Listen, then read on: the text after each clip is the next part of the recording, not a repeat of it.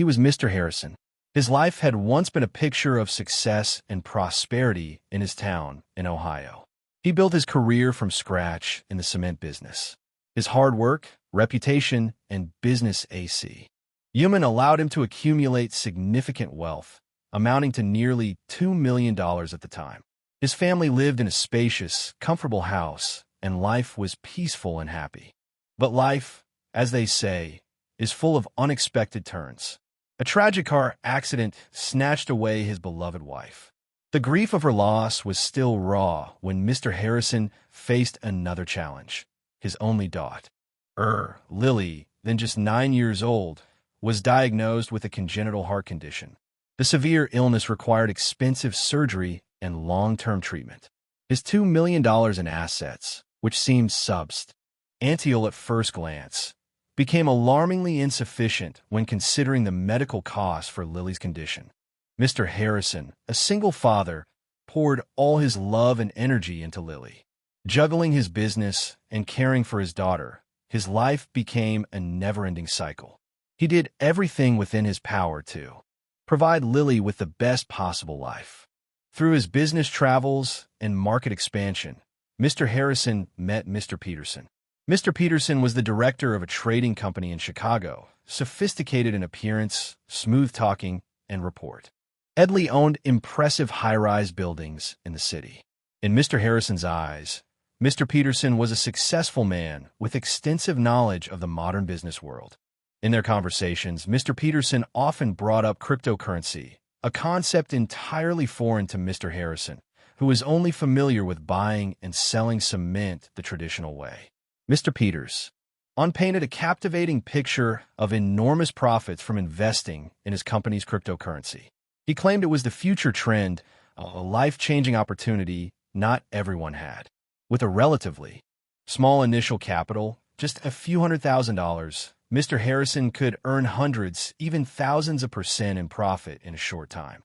Mr. Harrison, a shrewd businessman in the traditional sense, but completely clueless about cryptocurrency and the digital finance world, was easily swayed by Mr. Peterson's words. The man's trustworthy, high appearance, and substantial assets convinced Mr. Harrison. He thought that a successful person like Mr. Peterson surely wouldn't deceive him. And the prospect of a large profit to cover Lily's medical expenses clouded his judgment. Mr. Harrison decided to invest $200,000. This amount was drawn from his emergency savings set aside for unexpected needs. After only a short period, Mr. Peterson called to inform Mr. Harrison that he had made a profit of over $4,000. Mr. Harrison was surprised and delighted. He had never earned money this easily in such a short time. This further solidified his belief in Mr. Peterson's words and the magic of cryptocurrency. But the joy was short-lived. Not long after, the value of that cryptocurrency plummeted. Mr. Harrison called Mr. Peterson in distress. Mr. Peterson reassured him, saying the market has its ups and downs, and this was just a temporary correction.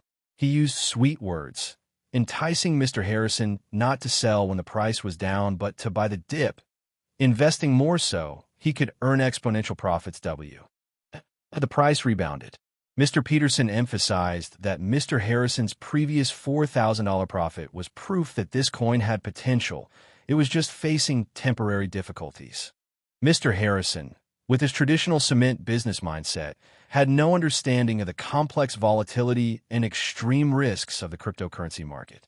He listened to Mr. Peterson's words as if the why were honey, completely disregarding the $200,000 he had just lost.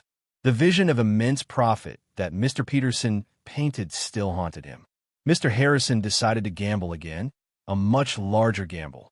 This time, he sold his spacious 300-square-meter house in Riverwood, the place holding countless family memories, for $300,000. A heartbreaking decision, but he believed the profits from cryptocurrency would allow him to buy a better house later, and most importantly, have enough money to save Lily's life.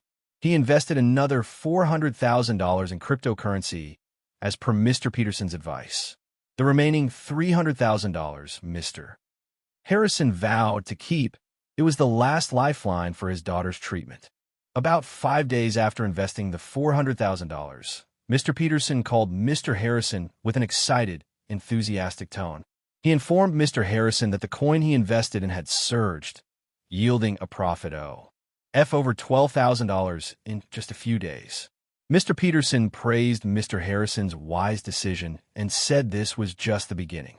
He tempted Mr. Harrison not to withdraw the money too soon, claiming that BAS.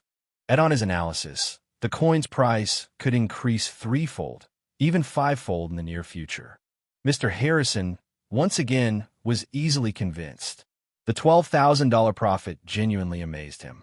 He saw the prospect of his $400,000 multiplying many times over, enough to cover Lily's most expensive surgery and treatments, even leaving them with plenty to live a comfortable life. He decided not to withdraw the profit, placing his complete trust in Mr. Peterson's promise of a bright financial future. In the following days, every other day, Mr. Harrison eagerly called Mr. Peterson to inquire about the profit status. Mr. Peterson consistently used flowery language, stating that the coin was holding steady or showing signs of strong growth, promising potential tenfold increases from the initial investment. Hearing this, Mr. Harrison was overjoyed, his mind solely focused on the immense sum of $3, $7 million, perhaps even $4 million that would soon be in his hands. He counted down the days, waiting for the moment he could withdraw the dream amount. But while Mr. Harrison was immersed in calculations of profit, Mr. Peterson and his accomplices hatched a more cruel plan. Their target was the remaining $300,000 Mr. Harrison was holding on to for his daughter's medical treatment. They knew it was the most crucial amount for him, but greed had blinded them. Mr. Peterson, along with a few of his henchmen, who had trustworthy appearances and were introduced as senior managers of the exchange platform, meticulously planned how to lure Mr. Harrison into the final trap. They prepared sophisticated scam scenarios, using complex digital terms that Mr. Harrison didn't understand to manipulate his emotions. The very next day, while Mr. Harrison was selling cement to a regular customer, his phone rang. It was Mr. Peterson, his voice more excited than ever. "Harrison, congratulations. Your coin has exploded. It's grown tenfold. Your account balance now, principal and profit combined, is $3.7 million. Mr. Harrison's heart raced. $3.7 million. An enormous sum, far exceeding his wildest expectations. Mr. Harrison stammered, unable to form a coherent sentence. "Mr. Peterson, are you serious? $3.7 million. Absolutely. 100% serious. I've checked it myself." Mr. Peterson laughed heartily. "Now you can withdraw the entire amount. Both your $400,000 principal and $3.3 million in profit." Mr. Harrison was stunned by the number.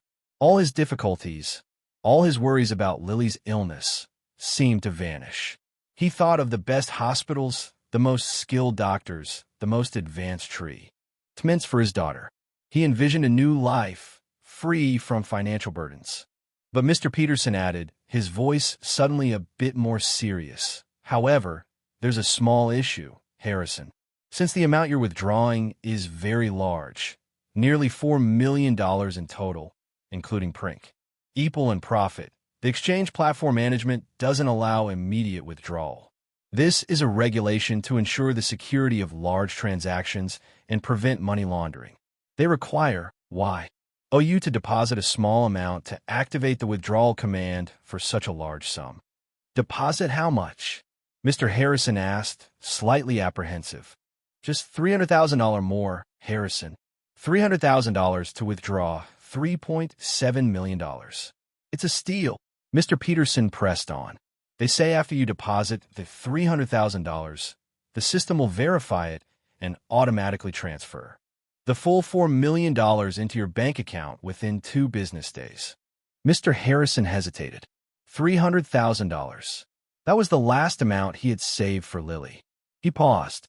His hands unconsciously tightened their grip on the phone. $300,000 to get back $3.7 million. At first, He was hesitant, a small voice in his head warning him of the risk. But when he thought of the colossal sum of $3.7 million, when he thought of his daughter Lily's face waiting to be treated, his eyes lit up.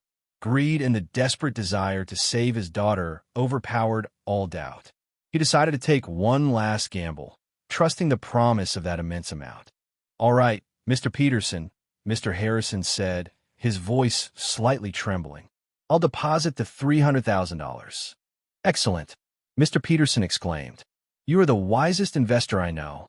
Tomorrow, bring the $300,000 to the exchange office in Indianapolis.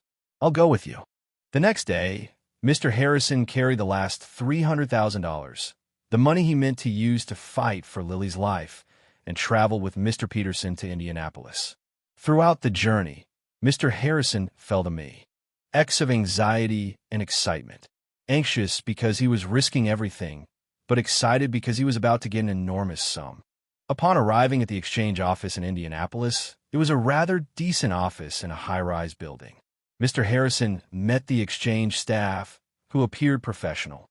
He handed over the $300,000 in cash as requested. The staff received the money, giving him a simple receipt, not a legally binding document. They told Mr. Harrison they needed 2 days to verify the account, cross-reference information, and process the $4 million withdrawal into his bank account. Mr. Harrison was a bit concerned about the waiting period, but thinking of the $4 million he was about to receive, he once again trusted these seemingly professional people.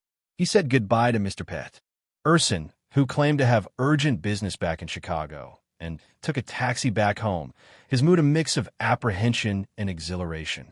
He was both anxious for the huge sum and uneasy, wondering if everything would go smoothly. Mr. Harrison couldn't eat or sleep that entire day, just wishing time would fly by.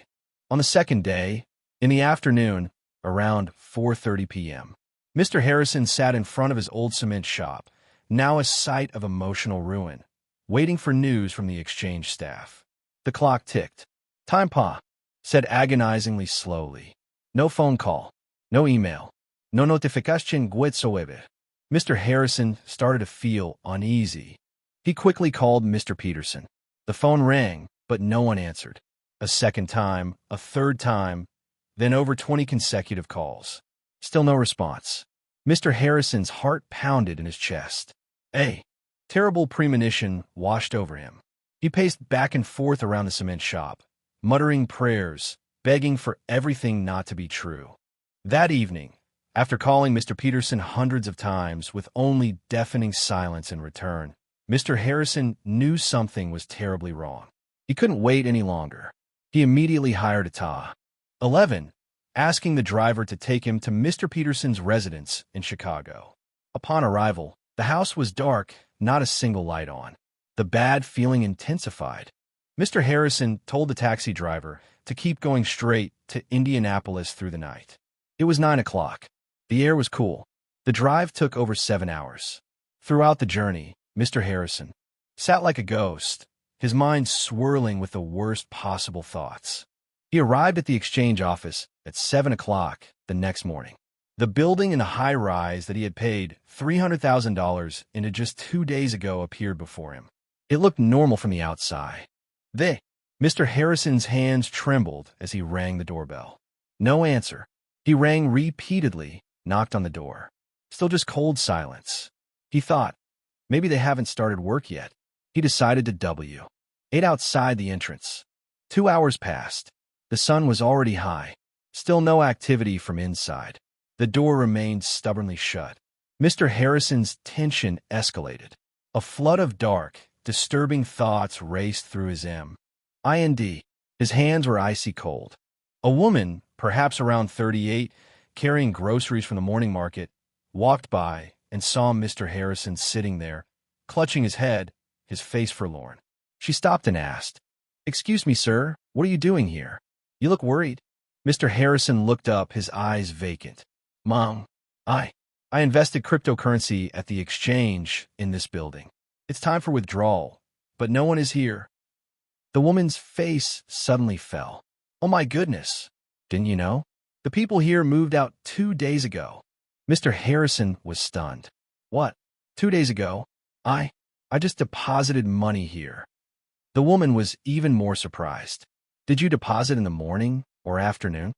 I deposited at 8 in the morning, Mr. Harrison replied, his voice trembling. Oh dear, that explains it. That afternoon, around 1:27, I saw them moving everything onto trucks. I thought they sold the place or moved offices. You've been scammed.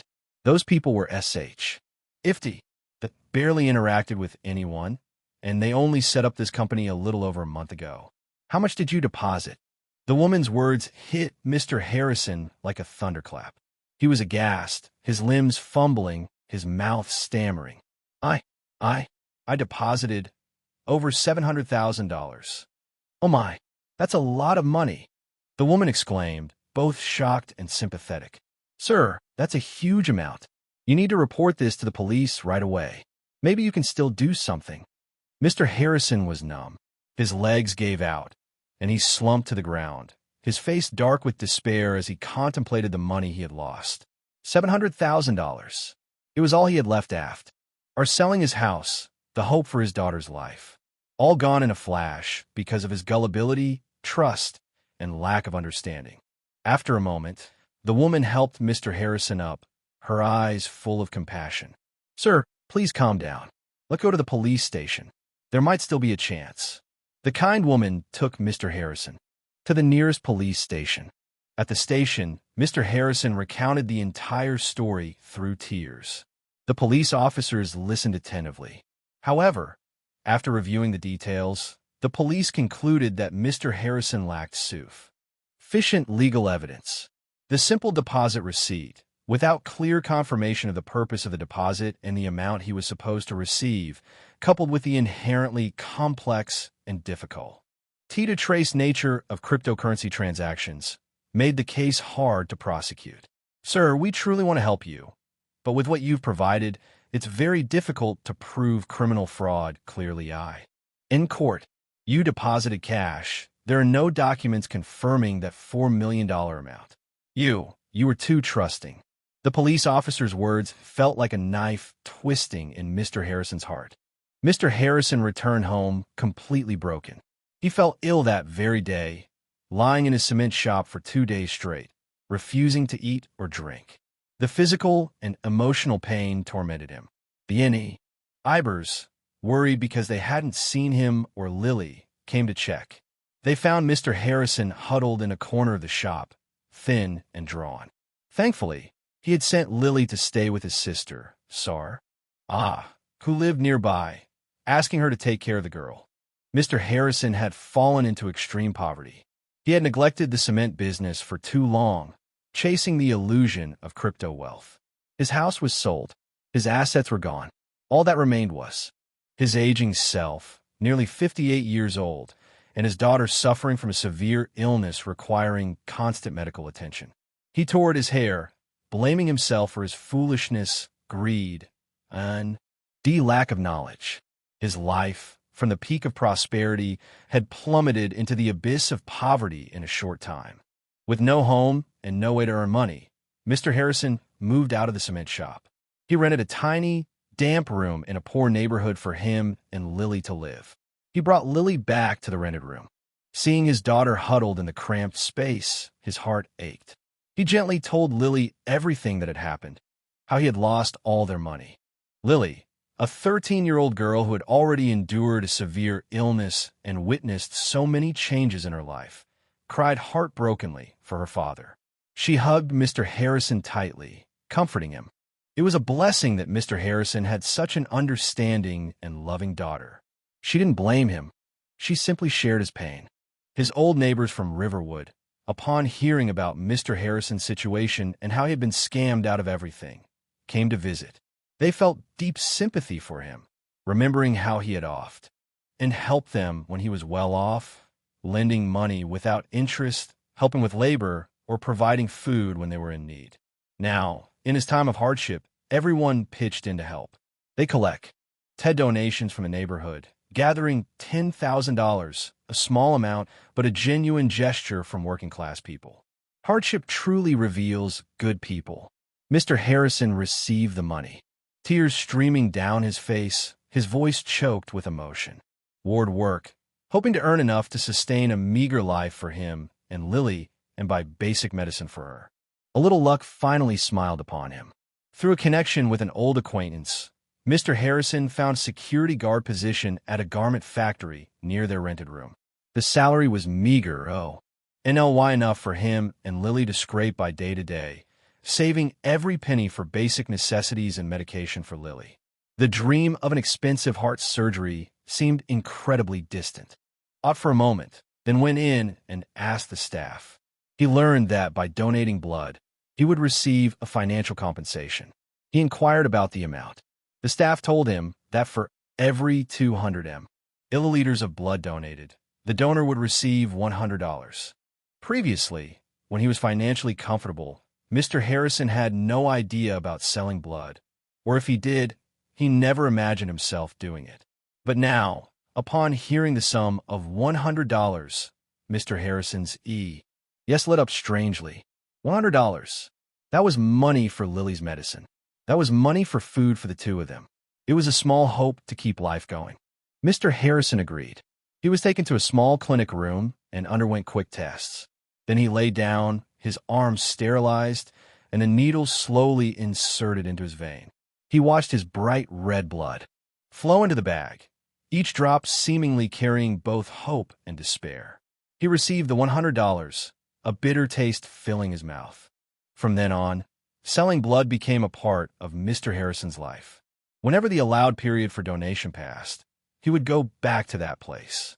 He regularly sold blood, 200 milliliters each time, receiving $100. It was a precious additional source of income that allowed him to buy slightly better medicine for Lily to cover unexpected living expenses. After several blood donations, Mr. Harrison had accumulated a sum of money, over $2,000. Not a large amount compared to the cost of heart surgery, but it was all he could earn through his own efforts and his blood. Mr. Harrison gave the money to the doctor treating Lily, hoping it could help in some way. The story of the poor father, a former successful businessman, selling blood to save his daughter, somehow spread. Perhaps through old neighbors, perhaps through the medical staff at the blood donation center. It touched many hearts, and a happy ending arrived like a miracle. A benevolent benefactor, after hearing the moving story of Mr. Harrison and little Lily, decided to step in and help. This person contacted the hospital Lily was being treated, expressing their wish to cover all costs for her heart surgery, as well as future treatment expenses. Mr. Harrison was completely stunned and overwhelmed with emotion when the doctor informed him. He couldn't believe what he was hearing. The dream he thought had died suddenly came true in a miraculous way. Lily's heart surgery was scheduled. The best surgical team, the most advanced equipment, everything was prepared thanks to the anonymous benefactor's funding. The hours waiting outside the operating room felt like centuries. Mr. Harrison could only pray.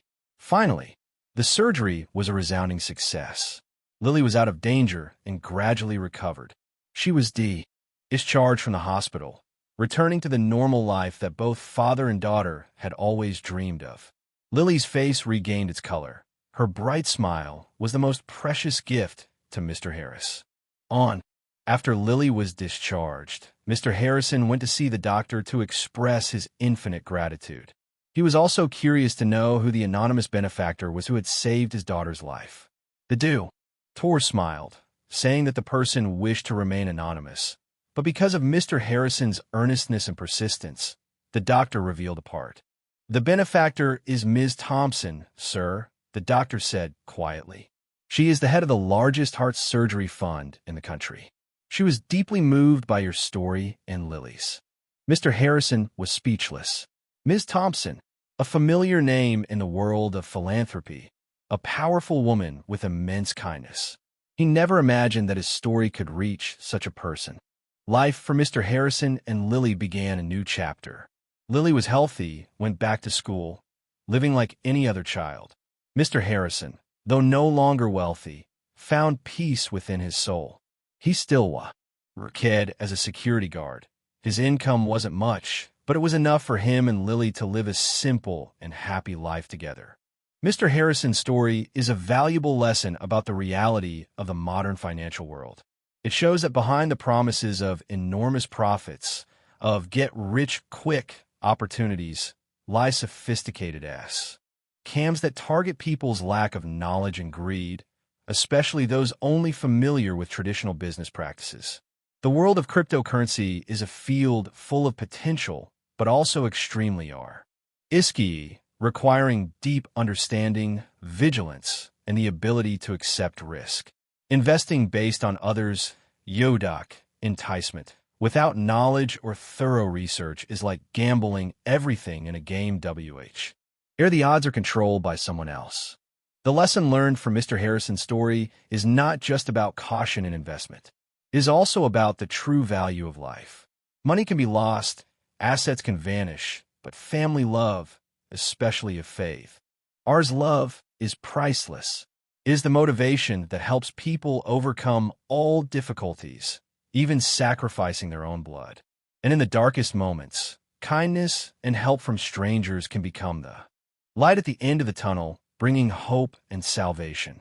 Mr. Harrison's story, though starting with tragedy, ends with love and kindness, affirming that no matter how harsh life can be, high human values always exist and shine brightly.